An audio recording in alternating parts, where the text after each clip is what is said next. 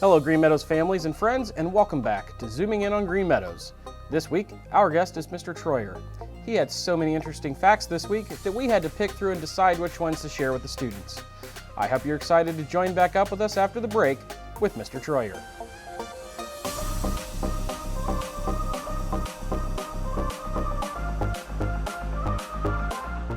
Well, hello, Mr. Troyer, or should I say, good evening.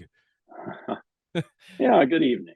Yeah, we're here for those of you watching on the second night of parent-teacher conferences recording this. It's a little late in the evening for us teachers, but I think we will make it through.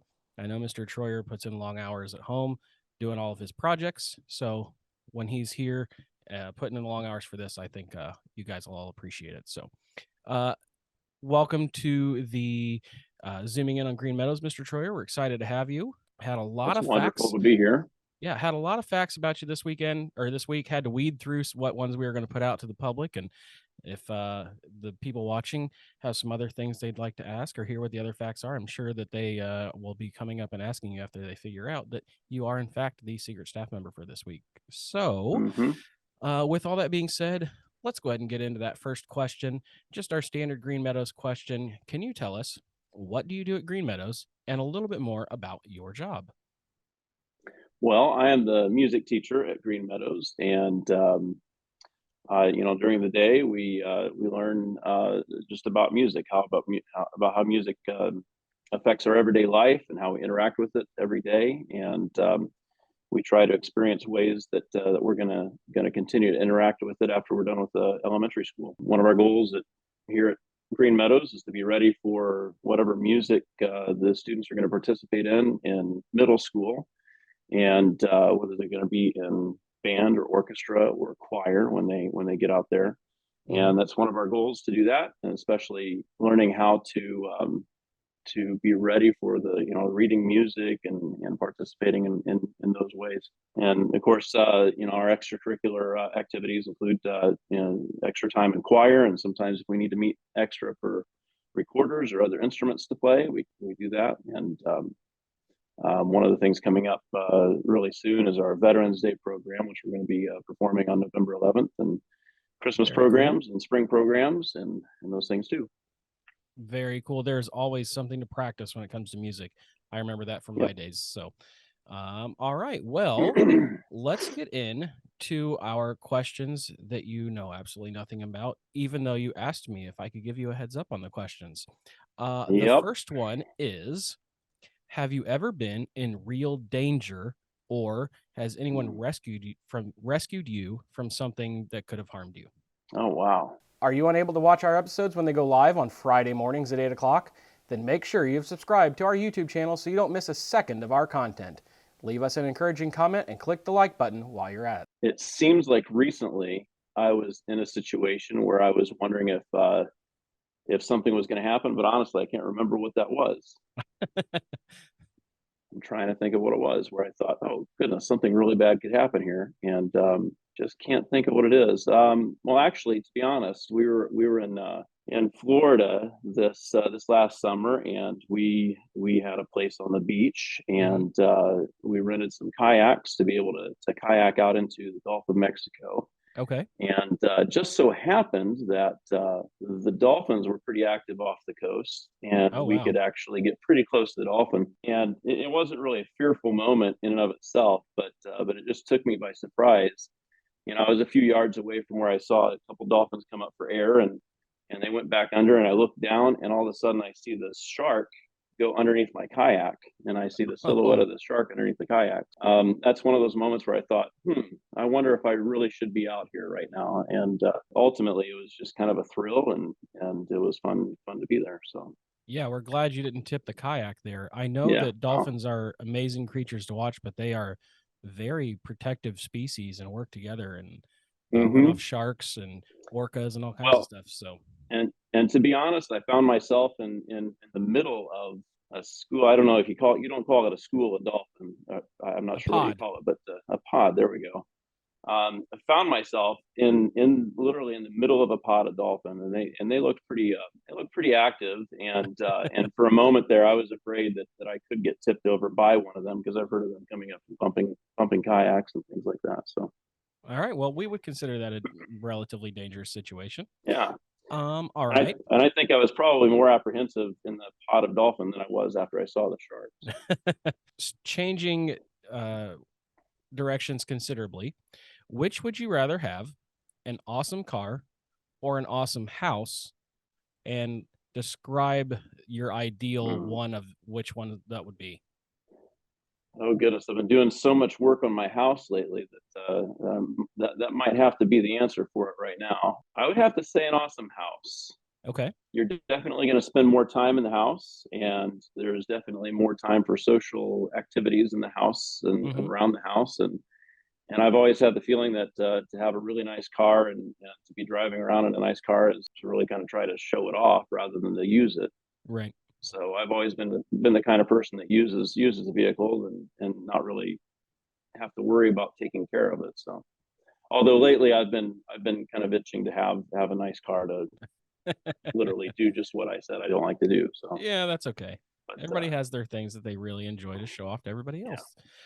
I kind of figured that would be your answer. I knew you worked a lot of hours on your house, and I also knew that you use a vehicle to be something dependent for you and as a workhorse. So, yeah, I was hmm kind of glad I got that one right. What is something you were super interested in when you were younger that you're maybe not as interested in these days? I don't think the interest ever dies. I'm still interested in a lot of things that I did when I was a kid, but I just don't have time to do what I wanted to do as a kid. And I'm trying to think. Goodness, I mean, yeah, I played baseball as a kid all the way through high school, and I wish I can get back to it. I wish I can Hmm. play it again. So it's not like that has really died out. I guess I'm still looking forward to all the things that I can do and still have interest to do, and maybe my bucket list. Who knows? Yeah, I don't think the interest in those things we had as a kid ever really dies. I know I was a scout when I was a kid and just finally got Mrs. Miller to go camping for the first time. So still bringing back some interests in that. And I'm glad that you enjoy learning and hope that you continue as well, just like all the students here at Green Meadows. So very good answer. What is your favorite possession that you own? And on the flip side, what's the most useful possession that you own? I don't think about this one very often, but I do have a possession, something in my possession. I mean, honestly, I probably shouldn't have it, but I inherited a whalebone from my grandmother, Oh, wow. and I've always thought that was a cool thing to have in my possession. But I know that since they have acquired it, that it's become illegal to even have them around. So, Huh. but I kind of like the idea of having that. It's not necessarily that I value it a lot, but I just like the idea of having it. It's a Yeah. good conversation piece. It's like, what Right. is that, and why do you have it? And to be honest, it's actually a pretty functional piece. It's probably about this big around. I don't know if you can see that size or whatever, Uh but huh. it's at least a 12 inches across and about 12 inches tall. And when my grandmother had it, she used it as a footstool in her Huh. in her main living room. So That's very cool. So yeah, yeah, she lived in a log cabin, so a lot of stuff around her place was very rustic and kind of from nature and things. I think they found that on the coast, the west coast of Canada, taking a trip up to Alaska and back. Hmm. And let's see, what was the other one? The The most most useful useful thing. possession. Hmm. I hate to say our cell phones, but it gets used way too much. Well, Um, if you're using it for the right reasons, there's nothing wrong with it. Yeah, yeah. Goodness, there's a lot of things that I use. I think a good axe is good for cutting trees down. But while you're maybe a little bit out of shape about something, you take your anger out on the tree as well, and it literally kills two birds with one stone or one axe. I suppose there are all sorts of things I use all the time. Yeah, yeah, you make quite I a few can't I things can't really useful, I narrow it think. down. Yeah, yep. That's okay.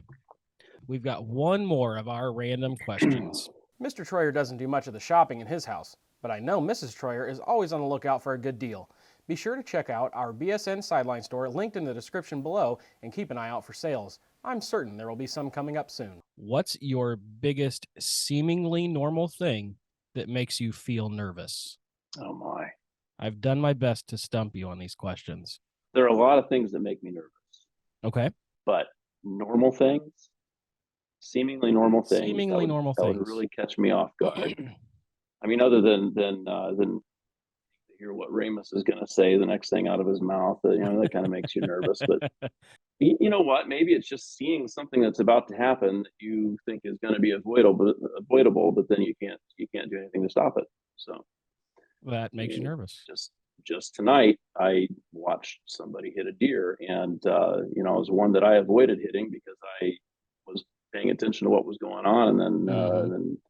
then it runs across the road, and somebody else hits it, and or actually it kind of hit the car, then got hit. But that kind of made me nervous, especially since I felt like I'd avoided it, and it still ended So up you're hitting it. So saying, close calls make you nervous? yeah, Something I that you would could say so. avoid and yeah. Okay. Especially when I think back on close calls that I've had myself, especially close calls that resulted from stupidity. Those kind of things make me nervous. Yeah. Okay. That is the end of our random questions.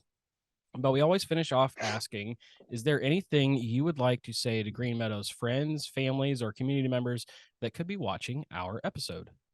Well, I mean, I honestly do want to kind of put the sales pitch out there that Green Meadows is a really good place to be, student, staff, and community wise. I know sometimes we like to maybe see or pay attention to the negative things that happen in our community and our town, but really, honestly, I couldn't think of a much better place to live as far as how safe I feel, and of course how going to school and things like that too.